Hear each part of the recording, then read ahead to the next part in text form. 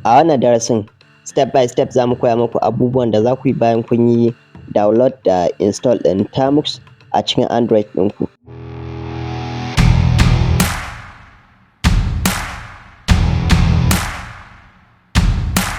Ok, so abin da ya kamata ku fara buɗe Termux ɗin, kuna gani gashi nan. So kamar yacce na gaya muku a baya, wani lokaci in kana cikin aiki da Termux ɗinka za ka ga ta fito kai tsaye. Ok, so bari in gwada muku yacce za ku yi maganin wannan matsalai. So za ku buɗe settings ɗinku a cikin wayarku. Ok, so ni ga setting ɗina nan. So anan za ka yi ƙasa, za ka nemi setting apps. Ok, ni wayata wadda nake aiki da ita yanzu tana da rooting ne. So amma ko ba ta da rooting lafiya ƙalau wayarka za ta yi. So akwai abubuwan da za ku ga wayata ta yi wadda taku ba za ta yi ba saboda tawa akwai rooting a kanta. Ok, so yanzu nan za ka yi searching ɗin Termux a cikin apps. Ok, ana san kun san inda apps ɗin suke. Ga su nan manage apps. So za ka iya searching ɗin wajen direct. Ok, so ga Termux nan. So anan sai ka yi ƙasa, za ka ga gashi nan order permission, sai ka taɓa setting shi. Ok, so anan akwai abin da nake so ku fahimta. Akwai home screen shortcut. Shi wannan in misali kana son Termux ɗin ta fito a home screen, gashi nan already dama akwai ta. So akwai kuma show on lock screen, kun fahimta? So shi kuma wannan ko da a ce ka yi locking ɗin wayarka ka danna power ɗin nan haka, so Termux ɗin za ta iya nunuwa, amma ba za ka yi aiki da ita ba, amma dai za ka ganta. Gashi nan akwai kuma open new windows while running in the background. So za ku taɓa setting wannan, sai ku taɓa setting always allow, kun fahimta gashi nan. Ok, so idan kuma kana son kana cikin aiki da Termux ɗinka, kana cikin aiki da wani application ɗin, ka ɗan rinƙa ganin Termux a jikin screen ɗinka. Kamar yanzu wannan recorder ɗin, kun ga yanzu ina cikin wani application ne amma ga ta nan ina ganin ta, ina ganin abin da ke faruwa. Kun fahimta? So kamar haka ne shi ma, sai ka rinƙa ganin Termux ɗin, amma ba za ka iya aiki da ita ba, za dai ka iya ganin ta, kana kuma za ka iya aiki da ita. So za ka iya taɓa setting wannan display, gashi nan sai ka taɓa setting allow. So amma ni ba na buƙatar shi, gashi nan pop up ɗin nan, ba na buƙatar shi. Ok, so iya wannan ne kawai nake so. In ina aiki da Termux ta rinƙa gwadowa, ko da na buɗe wani application ba za ta rinƙa fita ba, tana dawowa. So na gaba kuma permission ne, za ka taɓa setting, gashi nan duka ba ta permission, allow, waye duk wani abu da take buƙata. Ok, so wannan shine abu na farko da ya kamata ka fara yi. Abu na biyu kuma ka fara buɗe Android ɗinka. Ok, so anan sai ka yi searching ɗin Termux, za ka ga akwai tarkacen Termux daban-daban. So wannan za su ɗan ƙara ma Termux ɗinka power. Wannan Termux API ka samu ka yi install ɗin shi, duk zan gwada muku amfanin su da yacce za ku yi aiki da su. Ok, so zai baka access da wasu features nan haka da sauransu. Ok, ga kuma ina ga iya wannan ne, ina buƙatar wannan Termux styling. Ok, akwai tool ɗin da za mu yi aiki da shi, so za ka yi install ɗin shi, ne zai ƙara gyaggyara ma Termux ɗinka haka da sauransu. Ok, so iya wannan abubuwan kawai muke buƙata, bari mu ga. Ok, kan fa ka zo ka install ɗin su duka nan. So wannan in misali kana son kana aiki da wani application ka rinƙa ganin Termux ɗinka a jikin screen ko dai waye, so za ka iya taɓa setting shi, but ba aiki za mu yi da shi ba. Ok, so wannan na yi downloading ɗin shi, bari in yi install.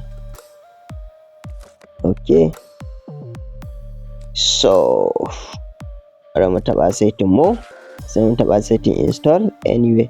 Ok, sai mu scanning, gashi nan ta wuce. Ok, so ta yi min install ɗinsa. So duk za ku ga yacce ake aiki da su. Ok, bari mu jira ta gama. Open duk dai cikin Termux ɗin ne zai buɗe, ba za ka iya shiga cikin application ɗin ba. Yana da cikin Termux ɗin, wannan ma Termux API, bari mu install ɗin shi. Ok, so bari mu jira ta gama scanning, sai ka sa open. Ok, so yanzu abin da za ka yi, za ka taɓa setting Termux, ga ta nan. Alright, so bari mu exit. In ka rubuta exit za ta fito, kun fahimta? In ka gama install ɗin wannan abubuwan sai ka sa exit, sai ta fito. Alright, so yanzu bari mu koma cikin Termux ɗin. Ok, to yanzu abin da ya kamata ka fara yi, za ka ce apt, gashi nan, ko kuma ka ce pkg, sai ka ce update. Kuna gani ga abin da na rubuta. so anan zaka iya saka enter tare za ta yi maka updating. Okay, so bari mu jira ta gama update. Okay, so ni tawu ta gama update. So anan zaka taho sai ka taɓa setting pkg, zaka rubuta pkg sai ka sa upgrade. Wancan kaga update ne ka sa, so wannan zaka rubuta upgrade. Bari in ɗan ƙara muku zoom ne ce za ku gani. Kuna gani pkg upgrade sai ka danna enter. So yanzu za ta yi maka upgrading ɗin terms ɗinka, za ta gwado maka sai ka sa y gashi nan sai ka danna enter. Okay, so zaka jira ta gama upgrade. So haka screen ɗin ya ɗan yi girma da yawa sai na ɗan yi zooming ɗin shi ba. Okay, bari mu jira ta gama. Okay, so yanzu ta gama downloading ɗin update ɗin, so yanzu tana install ɗin upgrade ɗin, yanzu tana install ɗin shi ne. Okay, so yanzu ta gama. So yanzu zaka sa app sai ka sa disk sai ka sa dash ga ta nan wajen sai ka rubuta upgrade. Okay, so already ma yayi normal, ba sai ka yi wancan ba. So yanzu idan ka gama wannan sai ka rubuta clear, so zai goge komai da komai. Sannan sai ka rubuta exit. Okay, so zai fito gaba ɗaya, kun fahimta? Okay, so yanzu bari mu fita daga nan sai mu koma cikin Termux ɗin. Alright, so Termux ga abubuwan da ta ce ka yi downloading nan, kun fahimta? Kaka damu da wannan error ɗin da take baka a wajen nan, duk kaka damu da wannan. So kawai ka samu ka yi install ɗin wannan gashi nan, wannan abubuwan da take cewa ka yi install.